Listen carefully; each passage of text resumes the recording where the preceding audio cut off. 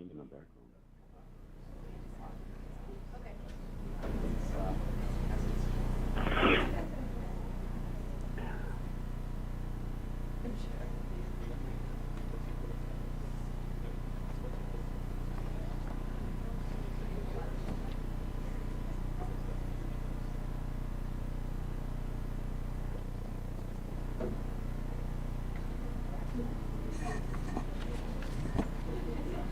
You didn't see anyone coming up, do you? Oh, I do now. There he is.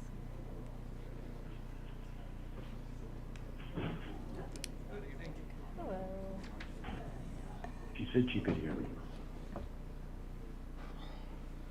All right, everybody. It is 7:01, so I'm going to call to order our Tuesday, October 15th Common Council meeting. Megan, would you please take the roll? Davis. Here. Lampy. Here. Board. Here. Bartz. Mr. Bartz? I could hear his voice before. I'll come back. Okay. Blanky. Here. Smith. Here. Schmid. Here. Wetzel. Here. Moldenhauer. Here. Bartz. I'll let you know if I see anything. I mean, I think he's that 414 phone number because that's who was talking before, but we'll see if he reconnects. All right, please join me for the Pledge of Allegiance.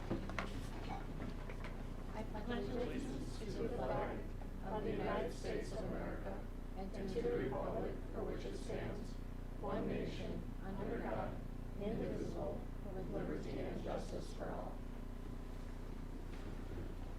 All right, the first item on our agenda is the minutes of the council meeting from October 1st. Does anybody have any comments or questions on those minutes? All right, then let's move to comments and suggestions from citizens present. Megan. Tina Crave.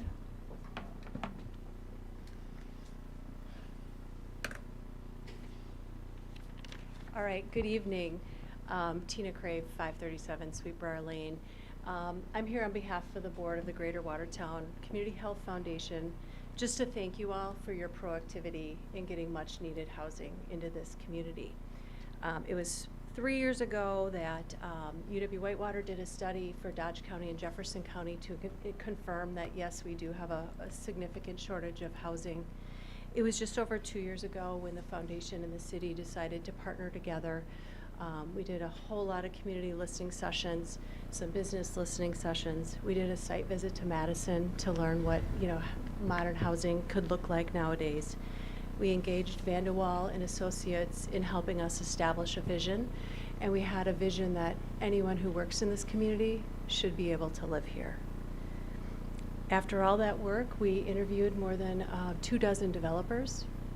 We found 3 that were willing to develop here and are excited to develop here. And so together, we're going to take what was a vacant property for years and transform it into just under 200 housing units, bringing millions of tax revenue into our city and preserving the beauty of the river and having it be a place where people can go and be active together. So I just wanted to tell you how proud I am that we were able to partner, to thank you for listening to the community and for being responsive to our needs. So thank you. Thank you, Tina. Anybody else? Anyone that would like to comment online? Mr. Bartz, are you unmuted now? Ooh, he thinks he is, but he is not. We still can't hear you in the room. I'm sorry. All right, let's move to report. Oh, there we heard you. Say it one more time. I'm here. All right, very good. I'm here. Megan, you can officially mark him in. Thank you, Alder Bartz. Thank you. All right, let's move to reports. You will have the tourism minutes from September 12th, finance from September 23rd, RDA from October 2nd, public safety and welfare from October 2nd, and the Downtown Main Street Task Force from October 3rd. Any comments on any of those items? All right. Then let's move to communications and recommendations. This one is just a reminder. November 5th Common Council meeting is being moved to November 4th, which is the Monday, because of the presidential election. So please just make sure you make that adjustment in your calendars. And then our next item is employee recognitions. So we have a few employee recognitions this evening. One that can't be with us presently tonight, so we'll recognize first. Jacob Miller is in the Public Works Department in the Street and Solid Waste Division, and we are celebrating 5 years for Jacob. With that, the first person that we will recognize this evening is Stacy Winkleman. Stacy is also from the Department of Public Works, the Street and Solid Waste Division. I'll invite up Andrew and Stacy. As they're coming up, we are celebrating 30 years with Stacy, which just is incredible, right? I can't even say it without smiling. To think that she's given 30 years to our community is just remarkable to me. So I'm grateful we can honor her this evening. And Andrew, you might just have to flip that mic on. Okay. So tonight we have the privilege of recognizing Stacy Winkleman for her remarkable 30 years of service with our city. Stacy's journey began with the street department as an administrative assistant. Over the years, she advanced through various roles from administrative assistant 2 to office manager, interim street superintendent, and eventually into the top leadership position in the street and solid waste division as operations manager. Stacy's career is a true testament to her hard work, adaptability, and unwavering commitment to serving our community. Under her leadership, the street and solid waste divisions have navigated numerous complex challenges, continuously improving operations to better serve our residents.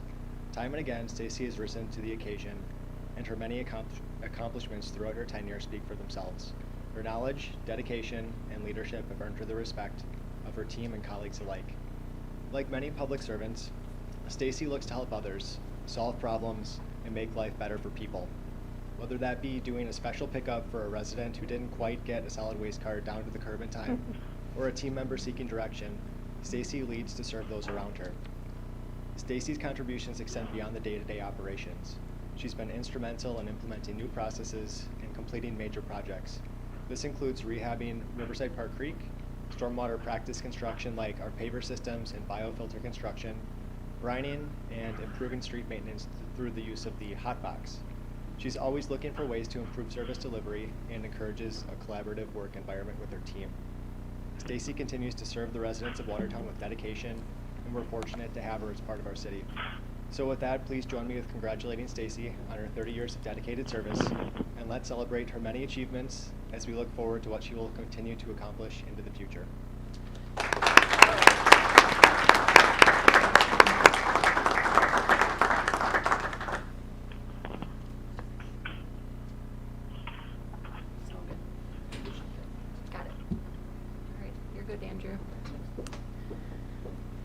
Also in Public Works, but in our engineering division, we are recognizing Richie Pills for 5 years of service as well.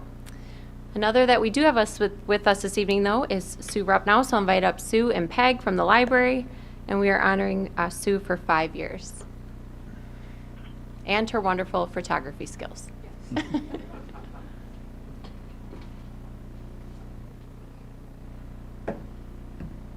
This is the perfect height for me, Andrew. So I'd like to extend my congratulations to Sue on her 5-year anniversary with Watertown Public Library. Our paths crossed many years ago when Sue used to bring her sons to the library. And surprisingly, they crossed a few years later when Sue actually did the photography for our marketing for the library expansion and renovation. So it was nice to actually reconnect with her after all that time. Sue is a respected member of the library team, but she's also an accomplished photographer. She's a portrait and wedding photographer. She has shared her talents with the library programming staff for many years, and she's even hosted a few headshot events for people coming into the library. I would say Sue is a quiet member of the staff, but buried beneath Sue's quiet demeanor is her love for karaoke and actually acting. She has taken the lead role in many library social media videos and also enjoys the videos promoted by Lisa through the city. Sue is dependable, hardworking, compassionate, and we are lucky that she is a member of the library team. Congratulations, Sue.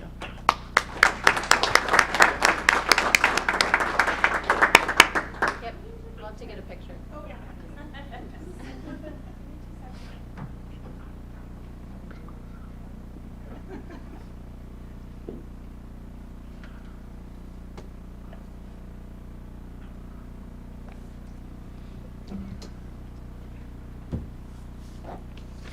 All right. Our next item is going to be an update from the hospital. So I'm going to invite up to the presentation table here Richard Keddington from Watertown Regional Medical Center. We're fortunate to be able to have Richard join us to provide an update for our community. It's really important that we hear how things are going at the hospital, and Richard's very gracious with this time. So thanks for joining us. Perfect. Is this mic working? It is. Perfect. Thanks for having me here and giving me the opportunity to come and speak about healthcare in our community.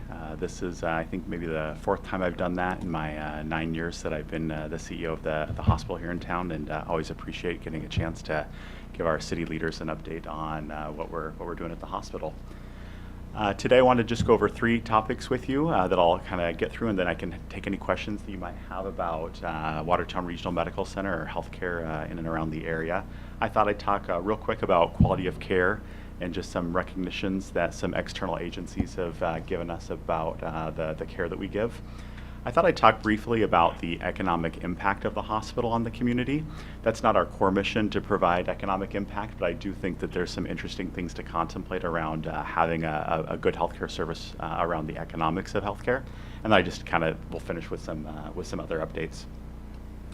So I think when we think about quality of care in towns like Watertown and smaller communities, I think oftentimes it's easy for people to think that the quality of care they might receive might be better going to someplace like Madison or Milwaukee. But I think that hospitals like Watertown Regional Medical Center can prove that care can be just as good, if not better, in the community where people live. One example of that is an award that we've received this year from the Chartis Center for Rural Health. The Chartis Center for Rural Health is a national organization that looks at healthcare in communities. This year we were recognized as one of the top 100 rural and community hospitals in the country, looking at things like how we manage risk or our quality, our outcomes, patient satisfaction. They also look at things like, are we sustainable financially in the long run to take care of communities? And the cool thing about this award is that we achieved this award last year as well, to show that it's just kind of not a fluke that we got the award this year.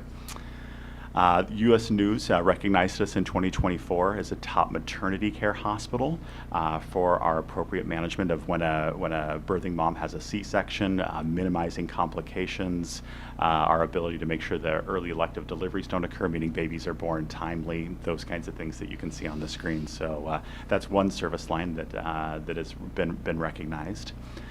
HealthGrades is a website that people go to talk about their experience in terms of patient satisfaction and quality, a common website that people go to, and a grading organization.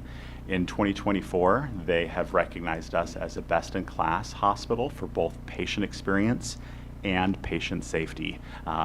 So out of all the hospitals in the country, only 83 hospitals received both awards this year, meaning that just 2% of hospitals in the country received both of those recognitions.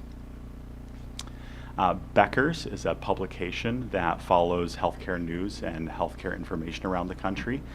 They've named us one of the 100 hospitals on the Great Community list, one of only 7 hospitals in Wisconsin.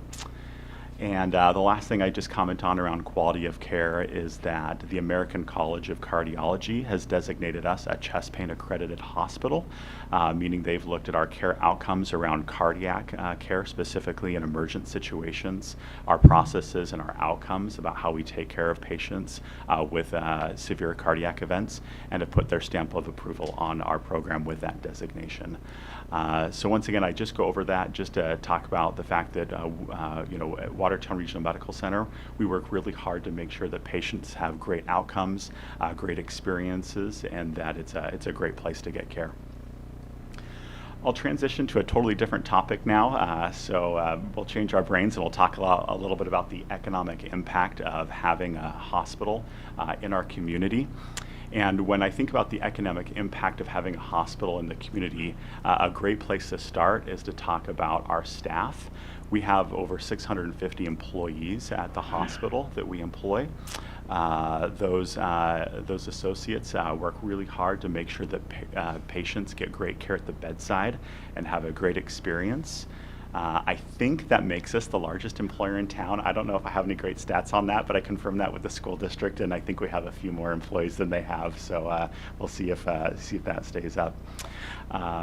When you think about employees at a hospital, I think it's easy to think about the physicians that you interact with, because that's a reason why most people go to the hospital, and maybe the level of education they have.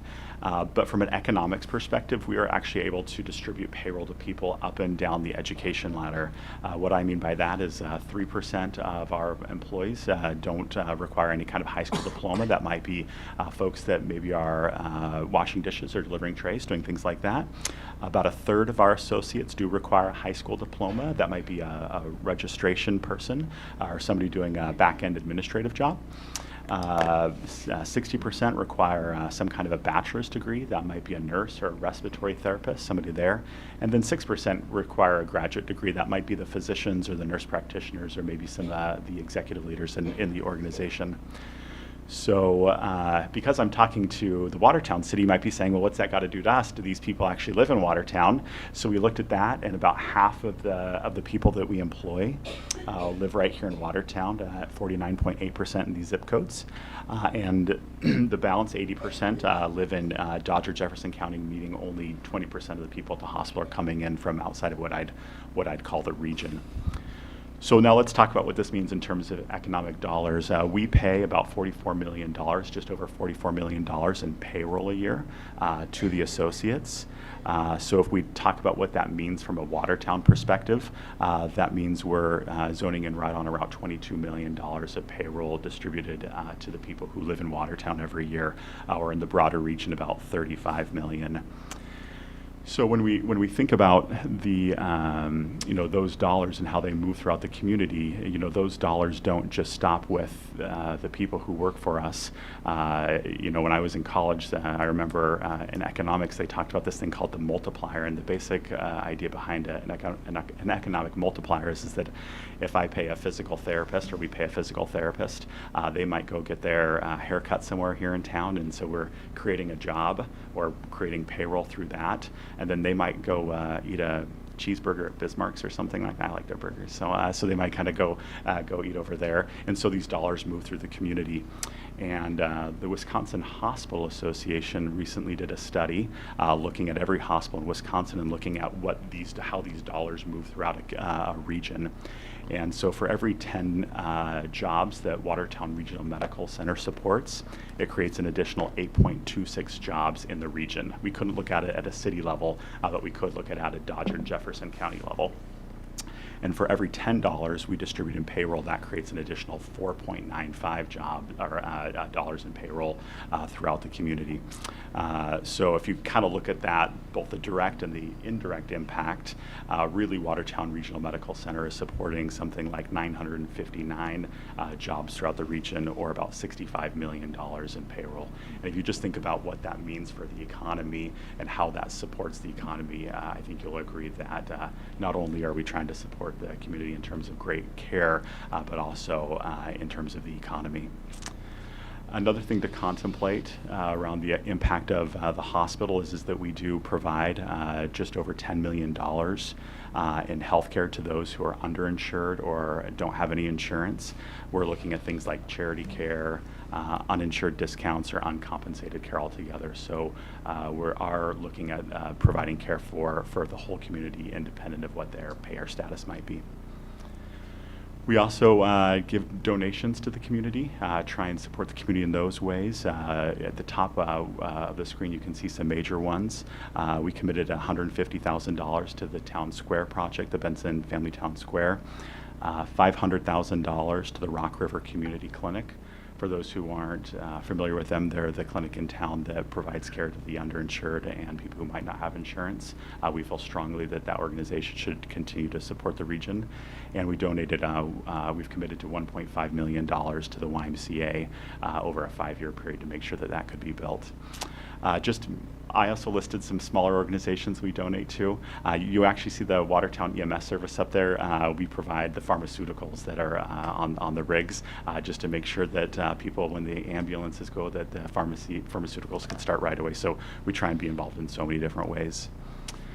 We pay taxes as a hospital, so you can see our taxes up here, and I highlighted property taxes because we're one of the few hospitals in the state of Wisconsin that actually pays property taxes. We have a very unique ownership structure of our hospital, which provides us an opportunity to pay our taxes, and you're the only city in the state of Wisconsin that gets property taxes from its hospital. So I'd just like to comment on that. That might be a slight over-exaggeration. There might be times when somebody has like a different ownership of like a medical office building somewhere, but 99% true that you're the only city in the state that gets property taxes. I referenced that interesting ownership structure that we have. For those of you who need a reminder or are new to this, the hospital is owned by two different entities, 20% by the Greater Watertown Community Health Foundation and 80% through a health system called Scion Health. And through that 20% ownership of our organization by the foundation, we get the opportunity every year to distribute 20% of all of our margin or any dollars that we have left over at the end of the year to the community, to the foundation, to make sure that we can continue to help the community in that way. I don't know any other organization that has this kind of opportunity to distribute 20% of its earnings to the community via a foundation in this way, and so it's an honor to be able to do that. So just to sum up the economic impact of the hospital to the region, directly and indirectly, $65 million in payroll, $10.6 in donated care, about $700,000 a year in community donations. We pay property taxes of $466,000 a year, and 20% of anything we have left over at the end of the year is distributed to the Watertown Area Health Foundation so they can do the great things they're doing. And I'll just finish up with some important updates that I think you might be interested in. We continue to invest in great technology and capital to make sure our buildings and equipment are top-notch. In the last year and a half, we've upgraded our cath lab. That's where you might have a coronary or a peripheral stent placed, making sure that we have the best imaging and equipment to be able to do that. We upgraded our pharmacy so that way we can work with our pharmacy equipment to do different kinds of oncology drugs that we hadn't been able to do in the past. And we upgraded our MRI machine to make sure that when you or anybody else gets an MRI that we have some of the best imaging there for our physicians to be able to diagnose you. We've recently totally enhanced our orthopedic and our musculoskeletal care. We've always been able to do orthopedic surgery that was total hips and total knee replacements or sports medicine kinds of surgeries. But in the last year, we've enhanced that by partnering with an organization called the Orthopedic and Spine Centers of Wisconsin, adding 2 spine surgeons, orthopedic trained foot and ankle surgeon, and then also a hand and wrist surgeon. So we're doing those surgeries which we hadn't done in the past. And then just the last update, about 5 years ago, we turned one of our units into a psychiatric unit that's specifically positioned to help the elderly, people who are 55 and older. That sounds funny now that I'm in my mid-40s, so, but it's a 55 and older psych unit.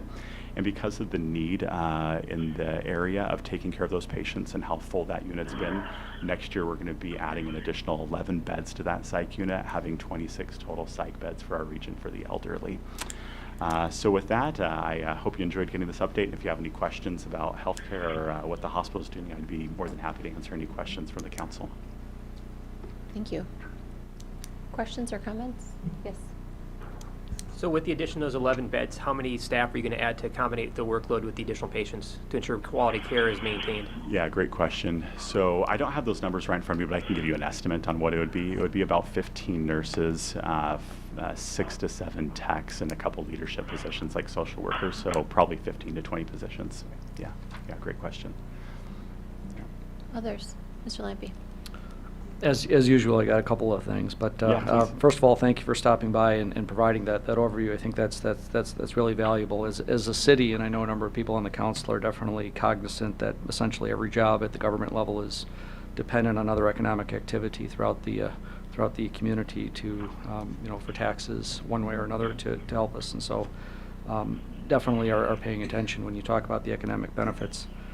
On a personal level, I mean, the hospital is one of the reasons that my family and I moved to this community, and we had young kids. It was a major factor next to schools and the historical housing in the downtown, of course.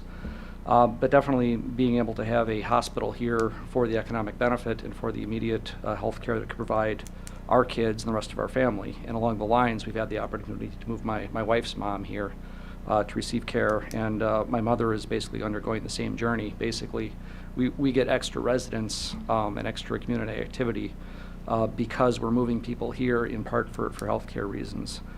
Also, of course, you hit on this too, but some of those partnerships have just been valuable. The $2 million you mentioned for the Rock River and the YMCA over the past couple of years, and we've you're probably aware of my involvement in the library and PEG as well.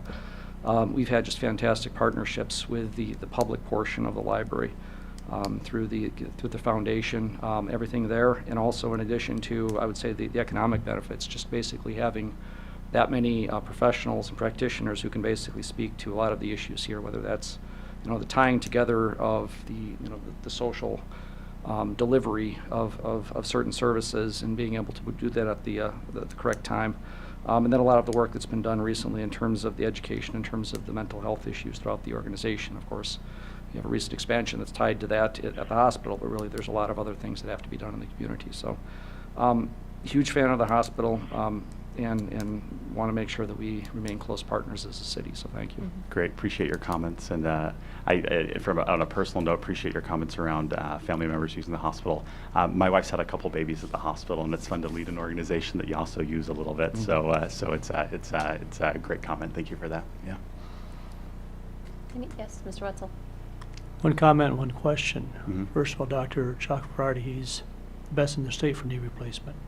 You Love the guy. Yeah. I'll second that. I watched him hobble in here many a meeting because of that news. We just Thank call you. him Raj, and he's great. Yeah. Thank you for that. Hiring new employees, just mentioned in the psychiatric ward. Mhm. What's the biggest need, or how big a need is housing? Or do we have a need? Do we have enough? Yeah, housing's huge, and the comments that Tina gave earlier in the meeting really hit home for us. We bring employees into the region that can't find housing here in Watertown, that live in other cities that are trying to move to Watertown. We create so many jobs. We brought in recently 10 nurses from outside of the country, actually, to come and work at the hospital, which is a common practice in healthcare. And we encourage them to find housing in the city of Watertown, and very few actually could find housing in the city. So some of this economic impact that I've described is exiting the community due to the lack of housing.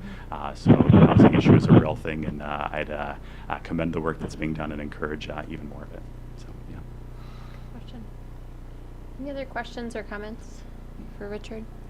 Mr. Board. So I heard all this last Wednesday, and Dr. LeGros not with you. Can you talk about the physician network at all? I can. And I'll try and be brief because I know you have a long meeting here. But physicians play such an important part of what we do in healthcare. And so we have a physician network that we've created, and this has been around for, 15, 20 years, which is made up of the physicians that we employ, the independent physicians in the area, for example, the people who work at Watertown Family Practice, the podiatry clinic in town, the meat clinic, maybe some of the contracted groups. And what that allows us to do to create a network is it makes it so that way we as one group can go to insurance companies and make sure that they award the providers in the community that might otherwise not get a contract with payers a contract. And so the benefit to Mr. Board here, for example, is if he goes and sees a physician, and that physician wants him to go see a specialist, if that insurance company is willing to work with the network, you can be assured that you'll be in network with that insurance company once you go to that specialist. What we want to avoid is different insurance products only contracting with certain people in our community, so that you might get surprise bills about out-of-network bills. So we work really hard as a network to have enough of the right kinds of specialists to hold ourselves for quality of care by medical decision making with those physicians, and that you don't get these crazy weird bills because certain insurance companies decide not to contract with certain physicians. So Dr. LeGros, a great physician in town, he is the medical director of that network, and his leadership has been instrumental in promoting those goals. Thank you for asking about that. Mr. Board has appreciated that. Yes, thank you so much. I'm trying to be formal here. So, yeah. Thank you. Any other questions or comments? Well, I appreciate you coming, Richard, and I'll just add, it may seem awkward for you to mention that you pay property taxes, but I remember sitting exactly where I was sitting when we had the realization that we would have the hospital coming onto the tax roll, and what a tremendous impact that would make on our city budget. So it may seem weird, but it was a huge reprieve for us in a very difficult budget year, knowing that we'd have that income coming and revenue to be able to continue to serve this community. So Thank you. it's always wonderful to hear you speak about just the vastness of the work that you all do. I think when you work closely together, you start to take for granted all the facets of that work. And this presentation is a great one to be able to really exemplify that. So I appreciate you giving your time to us tonight. Thank you so much for your time. I appreciate it. Thank you, guys. Thank you. All right. Not nearly as well prepared as Richard is me next on the agenda to talk, just kidding, to talk about the bridge, meaning I don't have a presentation, but I am more than prepared to give you guys an update. So just yesterday I met with the DOT Secretary's office, and they were able to provide some updates that I'll give to you all today. I'm first going to read the two comments that they gave to me so that I make sure that I articulate these the way that they sent them, and then I'll distill that down just a bit. So WISDOT has been working with the prime contractor, ZTI, to advance work on the Main Street Bridge. While construction progress has been made in recent weeks, the contractor's schedule showed construction completion in summer 2025 with an approximate 2.5-month shutdown of operations during the winter. So these are things we already knew. To minimize further delays, WISDOT is actively working with the contractor to facilitate construction over the winter months, while also adding additional construction labor. With these methods to advance construction, the bridge opening to traffic date is expected in spring of 2025. The work schedule, of course, is weather dependent.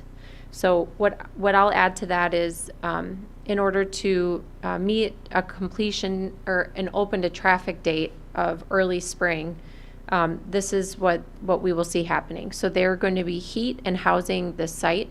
So that's a large tent, if you will, that will be heated so that work can continue. This will allow for winter work.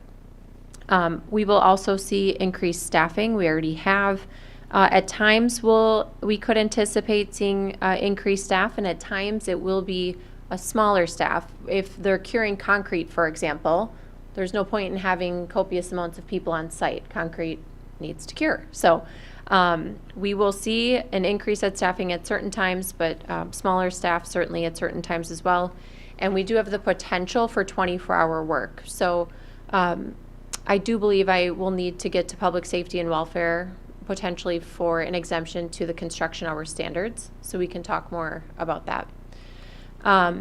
In addition to the acceleration options that I just gave to you, there are some additional items that need to happen. A big one is drawing down of the Rock River. So there was an original approval to draw the river down. That approval time will lapse very quickly here if it already hasn't lapsed. So they have to redo that whole process of getting the approvals to draw down the river.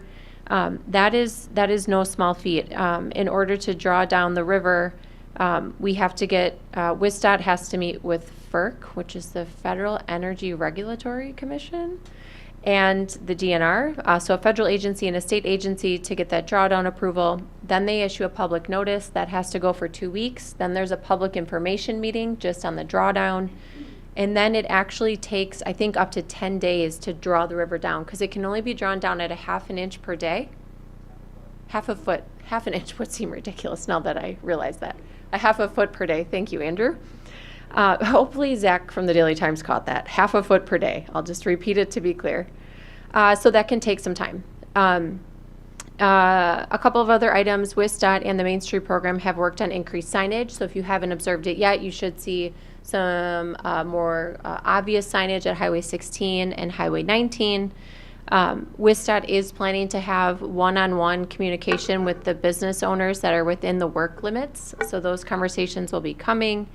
And then WISDOT is continuing to ensure that parking locations and pedestrian access is as accessible as possible. So A good example that they gave is the contractors that keep parking in front of the library are being asked to move away from that area so that that can be used for patrons and patrons of the library and our businesses. So next step-wise, what needs to happen is these acceleration options live in some form of a contract addendum, some type of change order, some legal document between ZTI and between WISDOT. And so I asked when we would anticipate the signing of that document, and where they landed is that the goal is to have that completed before I report back to you all next at this meeting. So that will hopefully be something final that I can provide to you at that point in time. But I can tell you, I am under the impression, as we've already seen with the increased staff there, that the acceleration options are underway, and I have not gotten the impression that they do not. I have not gotten the impression that they see this negotiation as one that will fail. I think they have given me the impression that a negotiation between them and ZTI is, I think they use the word promising. So hopefully we'll have something final in the next couple of weeks. We will, next step-wise is obviously the public information meeting. This is for the drawdown of the river. So if that's of interest to you, that will be coming. Andrew and I continue to attend the weekly progress meetings. Those are on Wednesdays. And then we're also having myself and the regional office are having check-ins nearly every other day, it feels like, with some type of update. So I do have another check-in with the Secretary's office and the Administrator's office prior to the November 4th so that I know what information I will be able to relay to you all. So I think the take-home message here is it is promising, to use their word, that the acceleration options of heating and housing and adding more crew members are going to be successful, and that we would hopefully then see the bridge opening to traffic by early spring. I'm correcting myself because that's important. After it's, getting it open to traffic is the important thing, but there's always finishing work that takes time, whether it's railings or punch list items, pavement marking, but I'm intentionally using open to traffic by early spring. I'm also being intentional about early spring. Of course, I said, well, can you give me a date?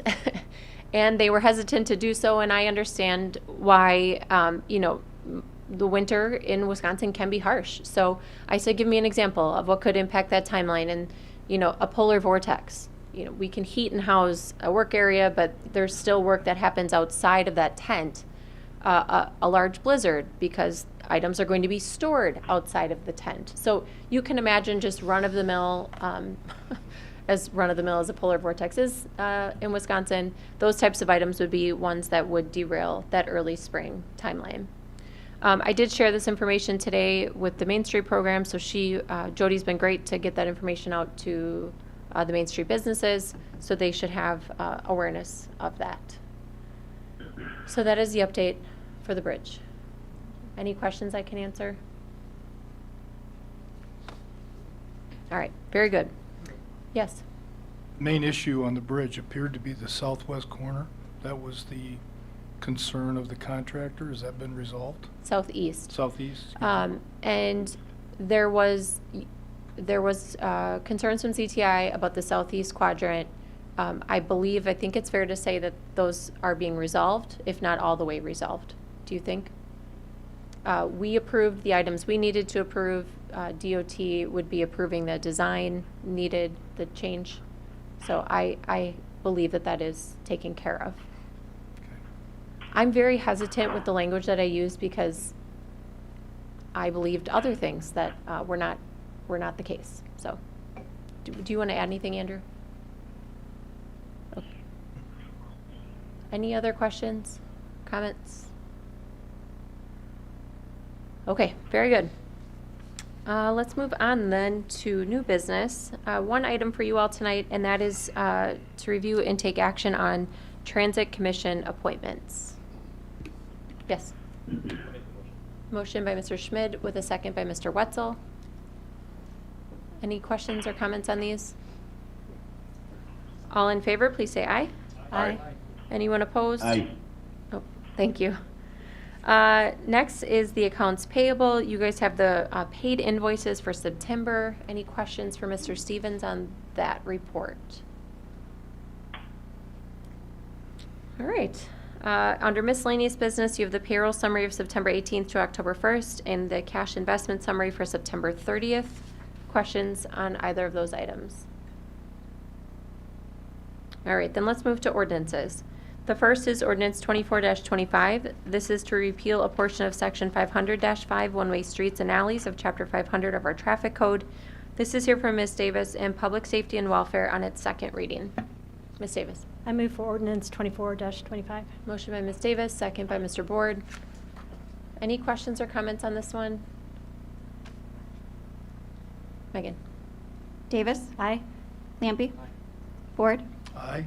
Blanky. Aye. Bartz. Aye. Smith. Aye. Schmid. Wetzel.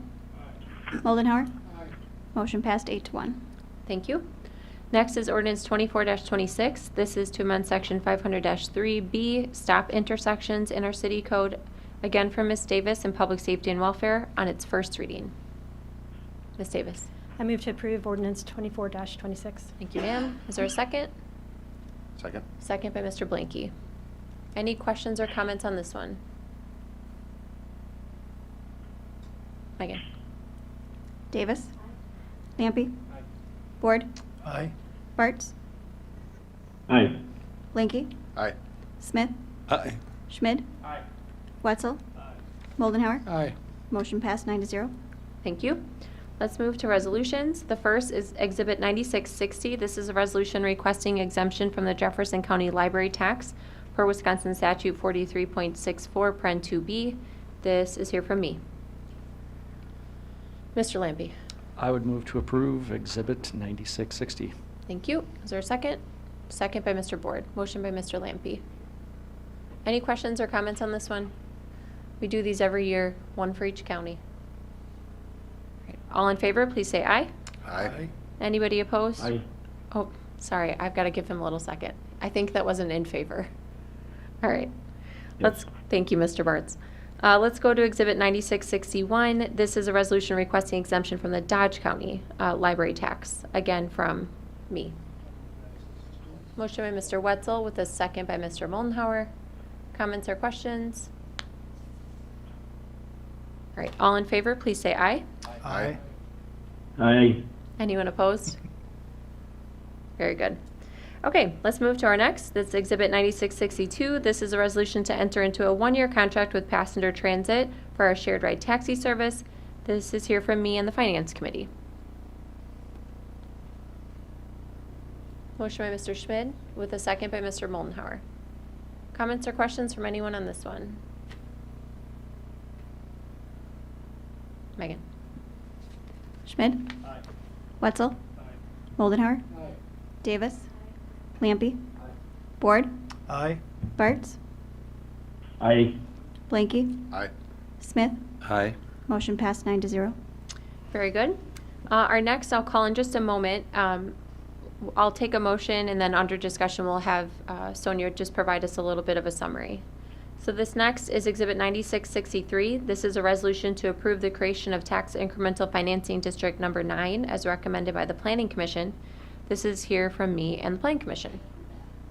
Mr. Lampy. I move to approve Exhibit 9663 for TID 9. Motion by Mr. Lampy with a Second. second by Mr. Blanky. Sonia, let me switch you over here quick. Thank you, Mayor. While you're doing that, a brief introduction. Sonia Kriesel with Vanderwall and Associates, and also with me this evening online is Principal Planner Scott Harrington. He can help us with any questions that come up as well. I won't take a long time here with the presentation, but just wanted to use a few slides here to facilitate an overview of the proposed tax increment district number 9. At the beginning of this are just a couple of background slides on TIF basics. I'll go through, like I said, things fairly quickly, but if we have questions, we can always go back and discuss any of the slides further as needed. So we have been working for a few months on the TID creation process. A few of the key dates are listed on the slide here. We did have our organizational meeting with the Joint Review Board in mid-September, followed by a public hearing with the Plan Commission on September 23rd. Tonight, we're here to consider the council adoption and approval of the resolution to create TID 9, and then the statutory process would conclude with a final Joint Review Board meeting, which is scheduled for November 8th. Just a real basic slide to establish and remind us of some basic terms for TID. This is a common graphic that we see in explaining how TIF works. You can see in red letters the base year identified. For this particular TID, that base year would be in 2025. January 1st, 2025 is when this TID would start. All of the taxes that are currently being paid on property within the proposed TID continue to flow to the taxing jurisdictions listed there. Over the life of the TID, as shown in the grayish purple color, would be the new value within the TIF or increased value, and the taxes then paid on that. So those tax revenues would flow back to the TID and would continue in that fashion until TID closure. The life of this proposed TID would be 20 years. And at that time, the higher value would then flow back to the overlapping taxing jurisdictions with the idea that that higher value would not have occurred but for creation of the TID. I won't go into all of the detail here, but again, talking about our base value, the new value increment being new construction and increase in value, the tax increment being the revenue and taxes paid on that value. We're talking about a 20-year lifespan for the mixed-use TID, and I'll go ahead through the rest. If there are questions here, we do have comments on eligible project costs, ineligible project costs, what some examples are of a but-for test, the requirements for what must be in a TID project plan, and then here I'm going to get into some slides providing an overview of the proposed TID itself. The first thing we do when considering creation of any new TID is look at the 12% test. This is the maximum amount of equalized value of TIF districts that may be within the city compared to the overall equalized value of the community. TID 9 has a very minimal impact on the overall 12% test. You can see in one of the lower line items there that this has a 0.05% addition to that 12% test. Once TID 4 comes offline in the near future, that would subtract 2.71 then from your capacity. So Watertown is well below the limit of the 12% and will be even further below that limit when TID 4 comes off. In terms of the proposed boundary, starting at the southwest corner, parcel number 1 is a parcel that is currently proposed for development, a multifamily development by Horizon called Lumen Terrace. Moving to the north and east, we go over the former Bethesda office building, and then through some city-owned parcels over across Montgomery Street to pick up the Ace Hardware building. The purple line outlines the TID boundary. It's a little bit hard to see over the aerial photograph, but we go south to William Street, which includes the former KFC, the law office, and the laundromat building. It continues also east on Stimson Street to the where the end of the commercial properties lie, and north across the river to pick up a few parcels in that area. A mixed-use TIF has a couple of proportional rules that we must follow. There, first of all, may be no more than 35% of the area in newly platted residential. So when there is newly platted residential expected, we have a roughly 2 times that for other land that must be included that is not newly platted residential. We will be well below that limit with this creation. And there's also a requirement that at least 50% of the area must be suitable for mixed-use development.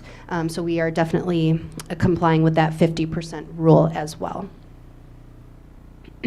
I'll go through these relatively quickly, but what these next slides are trying to communicate is just an overview of the financial feasibility, which is something that must be worked through when creating the TID. So we put together some development value assumptions. These are all very hypothetical. This is just one scenario that could result in $34.7 million in new value within this TID. near to the top are more real dollars in terms of expected value from the development that is proposed by Horizon, and the later years, again, are just potential increases in value or redevelopment that might occur. From that new value, taxes will be paid. So that is what this slide is showing with that 34 million in value is an estimate of 8 million in new revenue. Just wanted to point out that this estimate is fairly conservative, as we did not incorporate any inflation, and we kept the tax rate flat. The TIF district, the TID project plan must identify projects that are to be, that can be served within the TID boundary and within a half a mile. So that's what this slide shows. There are just A, B, C, and D, 4 projects that are specifically anticipated to be paid in this TID. And those are infrastructure projects for various street reconstruction. There are also a number of projects E through K that are listed as contingent expenses, and those are not included with any of the cash flow estimates for this TID, but in the event that value far exceeds the projections within the plan, this gives the city flexibility to undertake these infrastructure projects if those funds were available. Overall, we're looking at the bottom line here with costs totaling 7.4 million, and that is less than the 8 million in new revenue expected. So just a really simple look at one piece of the financial feasibility. This just identifies where those 4 projects are in green. Very difficult to see there on the slide, but this is a map that's included in the project plan.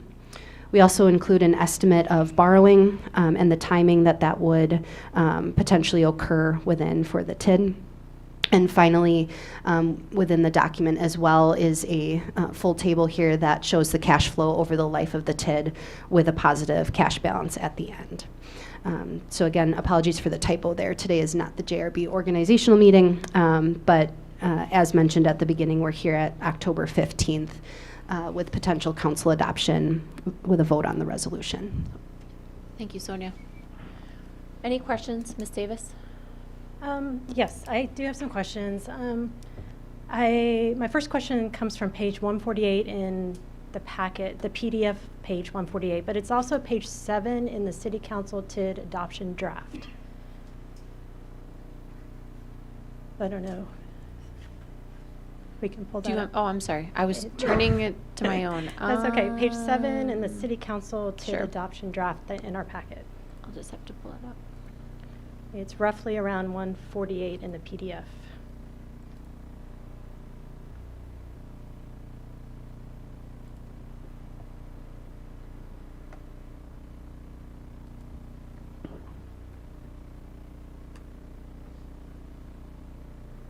Yep. So keep going to page 7. Yep.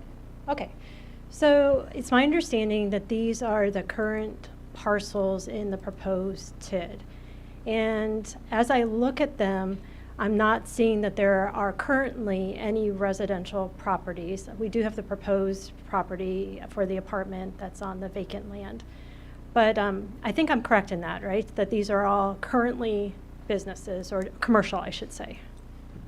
That's correct. Okay. Mm-hmm. So then I was curious. I looked up all those parcels, and I was curious to know the taxes for each of those parcels right now, in 2023, I should say. And then I actually ended up, because I was there, going back to 2020 on each of them. So I got 4 years worth of data. So this is what's really interesting to me. For all of these parcels that are in this proposed TID, they've actually had a 32% decrease in general property taxes from 2020 to 2023. So the amount of general property taxes paid to the city has actually decreased 32% in the last 4 years, probably because of Shopko moving out, and then maybe as a result of the reevaluation. But here's something really interesting as well. Just in the last year, there was a decrease of $1,000. So that's interesting to me because obviously there's a trend in this area, a downward trend in property values and then the collected general property taxes. So that made me interested in the hypothetical that you shared as far as the valuation. So could we go over to, let's see, page 26 in this council adoption draft?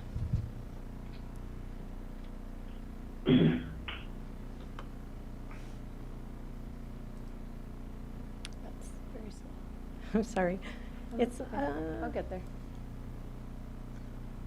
There we go. okay.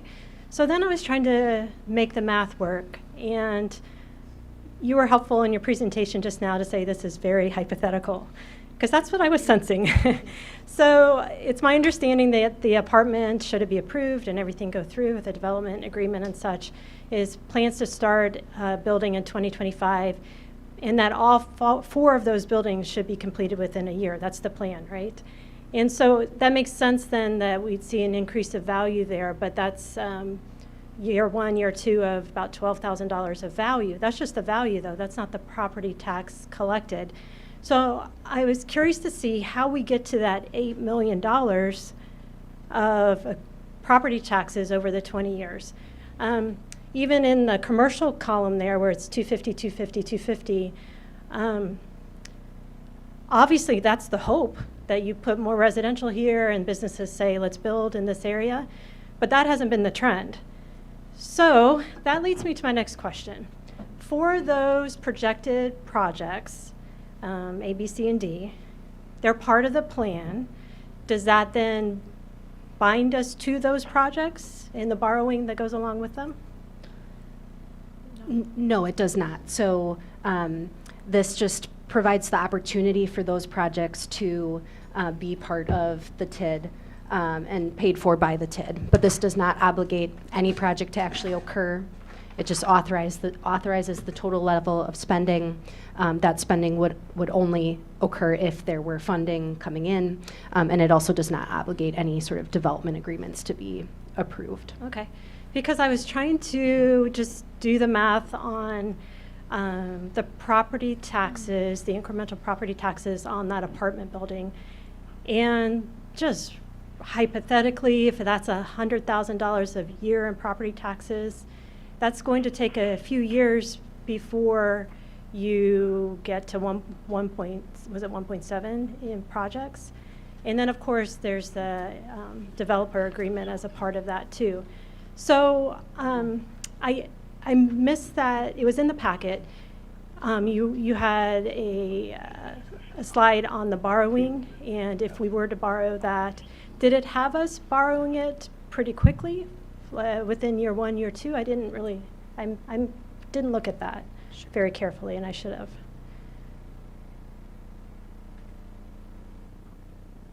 No, you don't want more. It doesn't really. Yeah, 2027 was 2027. the hypothetical day for a potential first borrowing. Okay, so that brings me to my next question. When we borrow using TID funds, does it follow the same processes that all of our borrowing goes through, where it goes through the committees, gets approvals through council and such? I mean, yeah, it's GO debt, right? So yes. So it follows the same process. Yep. So this conversation that I'm suggesting could take place later, where we say, okay, is it time to do this? What's going on with this particular TID? Okay. Thank you. That's very helpful. And then the last thing I wanted to touch on is was it Title 12? There were some changes to TIDs in the law that really incentivizes TIDs closing early. There's an increase to the tax levy limit that the municipality can experience if they close the TID within 75%, I think, of the projected length. I'm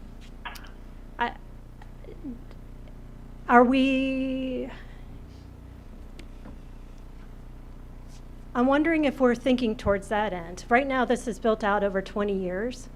Over that 20 years, we would for sure have to fulfill an obligation in any developer agreement, and we would have to fulfill any obligation we would have for loans for the infrastructure improvements before you could close the TID. I guess I just bring that up for the council members to be aware of, that there is an incentive now to close the TIDs early, in that you get an increased levy limit. And as we think about this, that should be in our minds as well as we kind of head forward down this lane. Thank you. Yes. I wanted to thank you also for that thorough analysis here. I think we're seeing the TID 9's an extremely attractive package for the city. You know, in addition to essentially providing what we need to get the housing that we need jump started in that particular area. It has an opportunity essentially to revamp some of the commerce. As Alderperson Davis mentioned, some of that area may be trending downward. Maybe this gives us some additional ways to jumpstart that. So thank you for doing that. I also just wanted to take this opportunity, since we don't have Vanderwall stop by every single day, just basically to offer our condolences for the passing of Mike Slavny, who basically participated as a city planner for many, many years. I know sort of my city planning socials lit up today. There's people all over the state that are basically kind of phoning in and just having nice things to say about him. So please pass those on from the city of Watertown. I will pass that along to his family and to my colleagues at Vanderwall. It's appreciated. Anybody else have any questions, comments? Yes. Just on the north, it'd be the northwest, northernmost part of that map. Some of those lines look really intriguing. Like, why do we draw them like that in regards to like how it like goes around what appears to be McDonald's and I think that strip mall that just got put in there by the railroad tracks. So the northeast, yeah, right, just south of the railroad tracks, right, kind of like. So I can answer that. So factually, when we sit down and look at these maps, we want to be realistic about what we think has an opportunity for development or redevelopment, and a brand new built building doesn't necessarily fit into that bucket. And then, you know, we've heard from the council that their preference is to have these districts be as narrow as possible. And so what we really just try to do was get to the, look at properties that would fit redevelopment or development, and then also balance that with the percentages necessary, and do both of those things with having the boundary be as tight as possible. We also have to have contiguity, and so if like I'm going to use the old KFC building, in order to take building 13, we have to have, you know, building 6. I'm just pulling the numbers are accurate, but just using that as an example. If we wanted, which we do, we want to see redevelopment of that building in order to include it in this district. We can't skip, 6, 7. We could actually skip 7, but because you can cross the road at 6. Yes. So does that answer Yeah. kind of why it cuts up a little funny? Other questions or comments? Yes, ma'am. Back to that hypothetical, I'm sorry, I'm still mulling it over. So at year 10, it had for residential column, I think it said $15 million of hypothetical assessed value. Was there any indication? What is that? And where did that come from? It comes from this section right here. I mean, number 1 is Rock River Ridge. That will be value. That would be ahead of time. Number 1 is Lumen Terrace. Lumen Terrace. Yep. And then the 15 million, I believe, that you're referring to was based on potential redevelopment in the former Shopko, former Pick and Save area. That was based on the same value projections that we're estimating for Lumen Terrace. So just taking a hypothetical comparable with residential value and applying a number of units to potential redevelopment there. But has anybody, so if a hypothetical developer wanted to build an apartment there in year 10, there could be hypothetically $15 million of assessed value. Okay. So it's very hypothetical. This whole thing is. Okay. Well, I mean, I want to be careful, though. It's hypotheticals that are required by state law. So we aren't, I understand. We have to check boxes on a plan. It sounds more like possibly a goal sheet, or this would be our goals for this particular TID to try to have an additional $50 million residential development within this TID, or this much additional commercial development growth. Yeah, I agree with you. More of a goal sheet. And I would encourage you to think of the infrastructure plans the same way. You know, I'm going to pick up Stimson Street. That was $160,000 or something like that. Stimson Street's in rough shape. I think that's Alder Wetzel's district. That may happen, through the capital improvement plan instead. So, but what we want to do is think of all the potential projects, because if the TID exceeds our expectations, like TID 4, perhaps, then what can we expend it on? And if we want to have any of those projects viable, it makes sense to put it in at the beginning. Otherwise, we have to go through the process of amending the TID project plan, and that incurs a cost too. So yes, in some ways, we're painting a picture of what could be, and it allows us to have a greater ability to try to narrow in on targeted areas. TID 7 is a good example of that for me because I created it when I was sitting in your seat, and it helped me when I came into this job focus on TID 7 and make sure that we have work coming into TID 7. But I was not correct about Rockford Ridge. That would be pre-TID creation. Let's correct myself. Yes? I like hypotheticals and kind of like a goal sheet concept. It almost seems, just to me, at a cursory glance over, almost a little optimistic, just in light of the way things are and the average prices of certain things. So I'm very hesitant and conservative when it comes to hypothetical numbers in regards to projected incomes, especially in regards to tax bases and construction projects and unknowns. Sure. So here's what I can offer to that. In my time, we aren't borrowing in a TID specifically to pay a developer incentive, but that is listed as a project expense. We could, if we wanted to, but we haven't. And to Alder Davis's earlier question, we also couldn't without the permission of this body. What putting it in this plan allows us to do, though, is have it as an option. It's not one I'm not encouraging borrowing for developer incentives by any means. That ship has largely sailed in this form of development. But having it here gives us the opportunity to do it 20 years down the road. That may completely reverse and be all the rage on how we develop 18 years from now.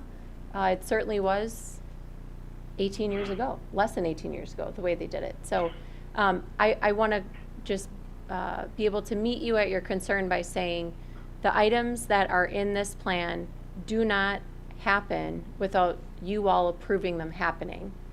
But having them in here gives us a different way to pay for them. So if I'm speaking your language, the way I think your brain sometimes thinks, where we would have to potentially borrow for a road to get it redone, if the TID is successful, we could pay for the road out of a TID expense, out of a fund balance in a TID. We're doing that this year with East Horseshoe Road.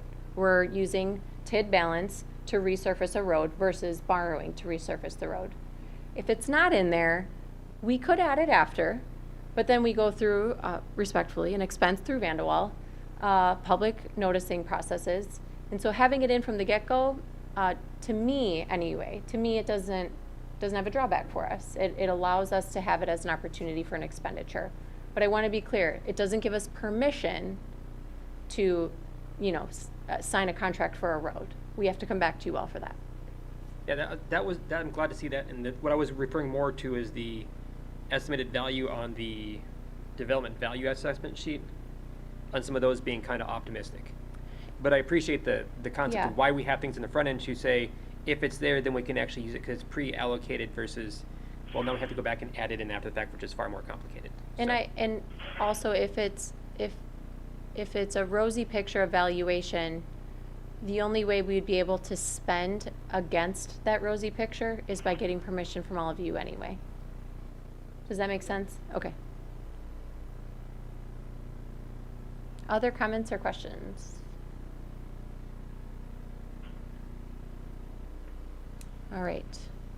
Thank you, Sonia. Megan, would you take the roll, please? Lampy. Aye. Ward. Aye. Bartz. Aye. Blanky. Aye. Smith. Aye. Schmid. Aye. Wetzel. Aye. Moldenhauer. Aye. Davis. Motion passed 9-0. Very good. Thank you, Sonia. Let's move on to Exhibit 9664. This is a resolution to apply for the 2025 recycling grant. This is here from me and the Finance Committee. So moved. Motion by Mr. Moldenhauer, seconded by Ms. Davis.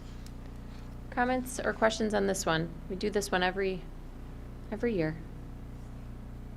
All right, all in favor, please say aye. Aye. Anyone opposed? Aye. Oh, sorry, Mr. Bartz. We got you on that one.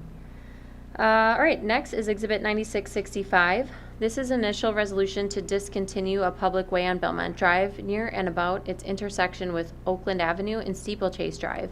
This is here for me and the Plan Commission. I'll move for Exhibit 9665. Thank you, Mr. Blinky. Is there a second to that?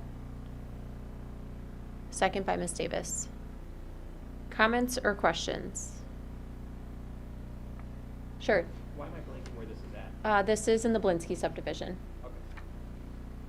Why you're blanking is because they're, Mr. Donovan, before you walked in, and before the meeting started, we were talking about how I have to put on my GPS to navigate into the labyrinth that is that subdivision, which we're grateful for, because that means it's big and a lot of people can live in it, so. That's why, though. That's why it's probably not coming to mind, is a lot of streets in there. Any other questions? Yeah. I did tell them when I have to drop off my son's friend, I put it in the GPS. So, any other comments or questions on this one? Megan? Blanky. Aye. Smith. Aye. Schmid. Aye. Wetzel. Aye. Moldenhauer. Aye. Davis. Aye. Lampy. Aye. Board. Bartz. Aye. Motion passed 9-0. Very good. Thank you.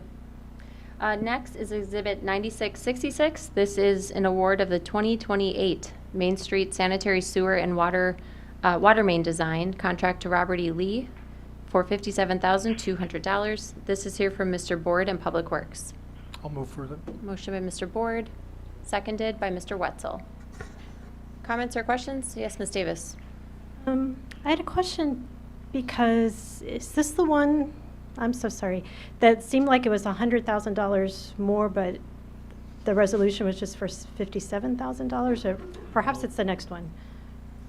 No, it's not. This is for the sanitary sewer on Main Street. Okay, maybe I got ahead of We do myself. the engineering for the state, for WISDOT. Oh, okay, that's what it was. Yep, thank you. Other comments or questions on this one? Megan. Board. Aye. Bartz.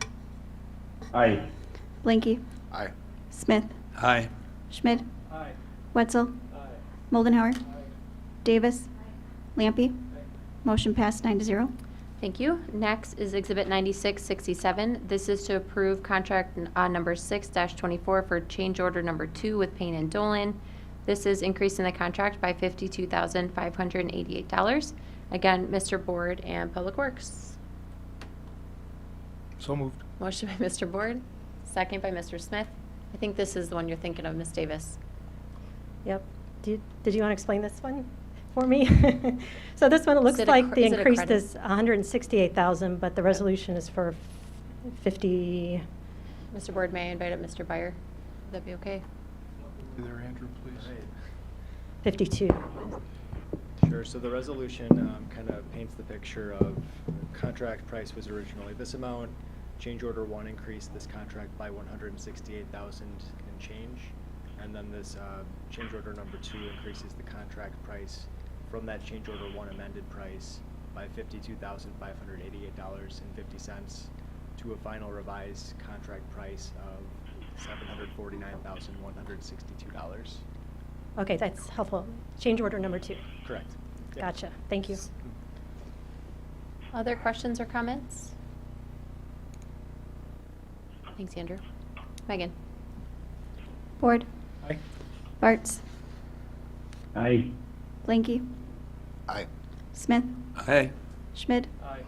Wetzel. Aye. Moldenhauer. Aye. Davis. Aye. Lampy. Motion passed 9-0. Thank you. Next is Exhibit 9668. This is a resolution to request action be taken to prevent delay to the construction of State Highway 19 Main Street Bridge over the Rock River. This is here for Mr. Blinky. I'll Mr. move for Blinky. 9668. Motion by Mr. Blinky. Seconded by Mr. Moldenhauer. Any discussion? Yes, sir. I just wanted to thank Attorney Cheeseborough for the work he did on this. Also, even in light of the current positive news and the positive update we got tonight, I think it is still imperative that the council send this message to the state, and also this is formally requesting some form of help for the businesses on Main Street. And I think it keeps a light on this issue, and it keeps it on the front burner so that hopefully the state continues to push and we see progress like the update is encouraging, but I think we need to keep pushing. Others? Yes. So I have two thoughts on the resolution. I do agree that as a council, we should put forward a statement, a positive statement in terms of action here. The two concerns I have with this resolution are that it doesn't make mention of the existing efforts that are going on in a cooperative manner through the city and the staff with the state. And I'm a little bit worried that as worded, this sort of comes as right hand, not knowing what the left hand is doing. As phrase. So I would actually want to include a clause in here essentially recognizing those cooperative efforts and basically saying that the council stands behind the current efforts of the mayor and the staff in terms of trying to negotiate with the state to get something done. My second concern with the resolution is that last line where we talk about redirecting any savings from the project delay penalty to the businesses affected by the delay. As I mentioned in the last time we did this, that seems kind of far-fetched, that either of those parties in that contract would basically invalidate their standing or their ability to get results out of that. And so I'm okay with the resolution as it's here, minus really that section about the redirecting any savings from the project delay, which again, I don't think any of us really believes is on solid legal ground. And I would like to see a statement here basically recognizing the efforts of the mayor and the staff to do that. So if you're willing, I actually have a suggestion for a clause I'd like to add to this thing. Sure. Well, I mean, yes, we can hear it, is what I mean. Okay. But I'll try to jot it down. Actually, Stephen, will you try to type it? Thank you. And then you can just project, if that's okay, by the time you're done typing. Okay. Go ahead, Mr. Lemke. So my suggestion would be somewhere beneath the be it resolved. Be it further resolved that the Common Council fully empowers and supports the mayor and staff's effort to accelerate the opening of the bridge in spring 2025. Basically endorse the efforts to date. One more time. Be it further resolved that the Common Council fully empowers and supports the mayor and staff's effort to accelerate the opening of the bridge in spring 2025. Could you make that early spring? Sure. That's what it said. That's what it said before. I think I need a second, otherwise I gotta Well, I'll stop. second. So you're making a motion to amend. I am. Okay. So it's a motion to amend by Mr. Lampe. You seconded? Yeah. With a second by Mr. Board. Does anyone have questions on the amendment? I'm going to ask you to, can you project it? Any questions or comments on that amendment? So there's two parts that I'm tracking. I think we're just doing this one first. The addition of the additional amendment, and then you're talking about striking out as a second amendment to that, or are you doing it all as one? What I heard is an Separate matter. amendment. Yeah, I heard just an amendment to add the whereas clause. And then the second amendment you're going to do is the striking out that one line? One first. Okay. I want to make sure they're tracking two separate things, so, okay. Can I switch to you? So I'm going to switch to Stephen just so you guys can see it in writing because I did not write that down fast enough.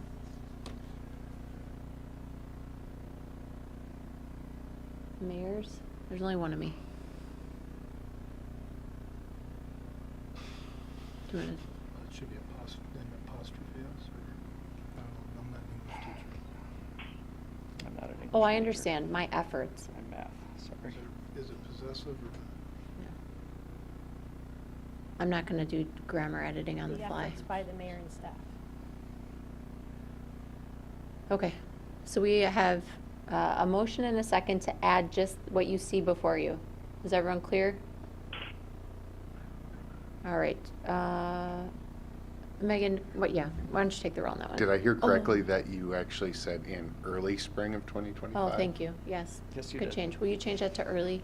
Thank Mr. you. Mr. Bartz, do you want us to read it one more time since you probably can't see the screen? No, I'm fine, thanks. Okay. Thank you for that. All right, go ahead, Megan. Lampy, Board, Bartz, Aye. Blanky, Aye. Smith, Schmid, Wetzel, Moldenhauer, Aye. Davis. Aye. Motion passed 9-0. Okay, so now we're at an amended version, and that is what you see before you. Do you want to take up anything else from your comments? I do separately to take a look at striking that last line that starts with potentially.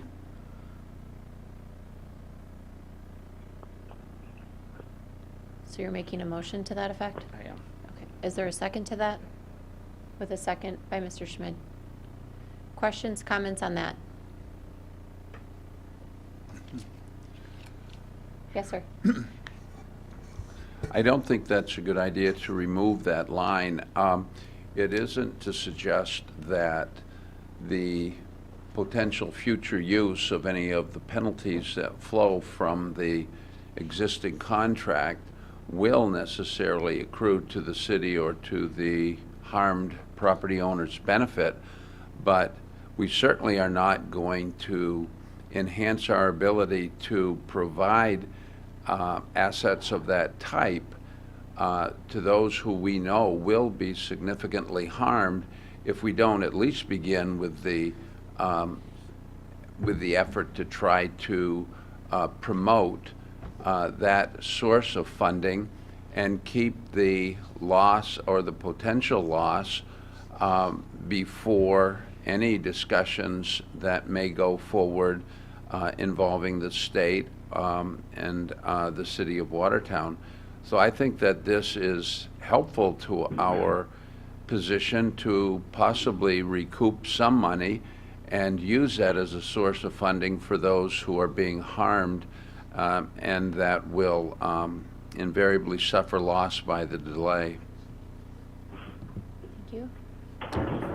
Is that a legal term that if the contractor pays the penalty, that's considered savings? The terminology confuses me.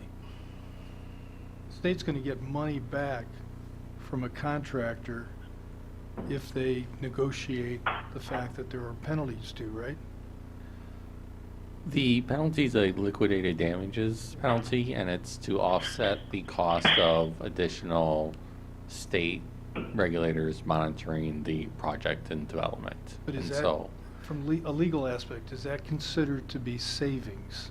it wouldn't be savings, it would be an offset most likely of the cost that they would otherwise have to pay to the property owner or to the developer. So instead of paying the full contract price, they'll offset the amount, which would end up becoming a savings. They're not going to pay the full price if there's a liquidated damages provision in their owed money. That was good legalese. Well, I just wondered if it should just say any offsets from the project rather than savings. And that could be done. Yeah. Okay, that's not the motion. Other comments or questions on just the motion, the amended motion here? Mr. Blanky. Yeah, I don't particularly see where this would put us in any kind of bad position by having that in there. We are not saying that is what's going to happen. The word potentially being in there is giving that wiggle room. This is simply us suggesting a course of action, kind of giving them that nudge. Hopefully they'll do something. So however they decide to proceed is their prerogative, but this is simply us suggesting a course of action. Mr. Schmidt? I'm going to side with Alderman Lampy on this one. Having it in here doesn't help our cause any, because what we're saying is we understand and recognize that there's a legal binding contract between the state of Wisconsin and this contractor that outlines very specifically how the funds are paid out between the state and the contractor with all the associated fees and internal documents. We're basically telling them to ignore parts of that and give us some of that money for the businesses. Regardless of what our intent is, we're operating as an official legal body representing the city of Watertown, which is 23,000 people-ish. That's a pretty big push against the state on a contract. I don't think it helps us any, and it's an ask that doesn't exist from a legal statute. I think before that, we're implying that, again, it's not going to help us to have it in there. It hurts us, if anything. And having done contracts for a long time, we can't ask them to violate the contract, not legally. Anybody else on the amended version?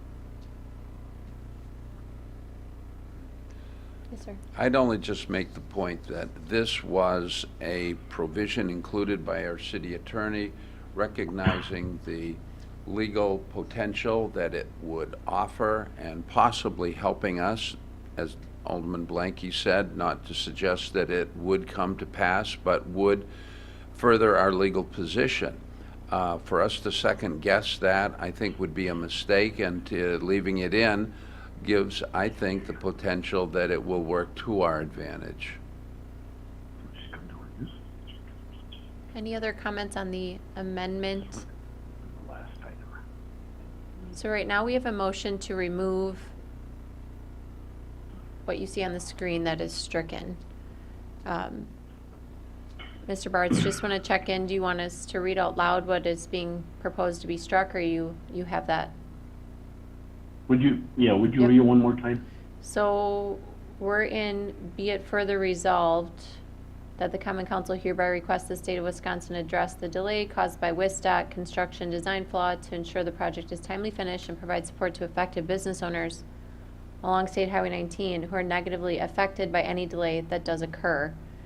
What's being struck would end the sentence there. So what's being proposed to be struck is potentially by redirecting any savings from the project delay penalty to those businesses affected by the delay. Okay, thanks. Yep. Okay, so I'm going to take a vote in just a second. Voting in favor strikes it. Voting against keeps it, just to make it easy. Megan? Lampy. Aye. Board. No. Bartz. Aye. Blanky. No. Smith. Schmid. Aye. Wetzel. Moldenhauer. Davis. No. Motion passed 7-2. Failed. Failed, sorry. And it's 6-3. Oh, I'm sorry. That's okay. This is why we're all a team. Okay, so that fails. So what we are at now is the version you see on the screen. So I do have one question. Sure. I'm not going to suggest a change, but I asked my question earlier intentionally. The whole debate between the state and the contractor was on the southeast corner. Apparently, they've now resolved that. Is it in fact a design flaw? I'm not going to answer that question. And my concern is we're stating it's a construction design flaw. I think what we're stating is that it's our understanding that it's a design flaw. But it says and so if you look at the whereas up top where it says first notified on July 25th, the alleged flaws, but in that section just above where we're at now, it says construction design flaw. Could say alleged. That's actually, I think I added alleged to the first one, so I must have missed adding alleged to the second one. Yeah, because one shows alleged, one says it's a defined fact, Yep, so. you're right. I missed it because I added it into the first paragraph. So I would love, well, I can't ask for that, but if someone wants to make that. Okay, I'll make a motion that we add the word alleged. Thank you. I'll second. So that's a motion by Board, second by Lampy. Everyone tracking with that addition? I'm going to just take a voice vote on that one. It feels like that one's probably a winner. Mayor. Yeah, who was that? Oh, yes. Sorry. Can we also correct my grammar? Common council should be capitalized in the added provision. You're just going unless anybody. I'm solid with you just changing the grammar on that one. Thank you. Because I am going to take a vote on the version that's before us in just a second. So we're just at alleged getting added. All in favor, please say aye. Aye. Aye. Aye. Anyone opposed? All right, very good. Now we're at the version that you see before you. Capital C's and all. Anyone have any other comments or questions on this version? So in a moment, we'll take the roll. So Mr. Bartz, the only thing that is different are the two that we just voted on. Otherwise, it would be as what you have in your packet, and 2 capital C's. Any last Okay. comments? Megan? Blanky. Aye. Smith. Aye. Schmid. No. Wetzel. Moldenhauer. Davis. Aye. Lampy. Board. Aye. Bartz. Aye. Motion passed 8-1. Very good. All right, we're now at the point in our agenda for comments from citizens present. Anyone remotely? All right, seeing none, I would ask for a motion to adjourn. So, Who was all that? All right, motion by Mr. Moldenhauer. It was like in unison. With a second by Mr. Board. All in favor, please say aye. Aye. All right, thanks, everybody.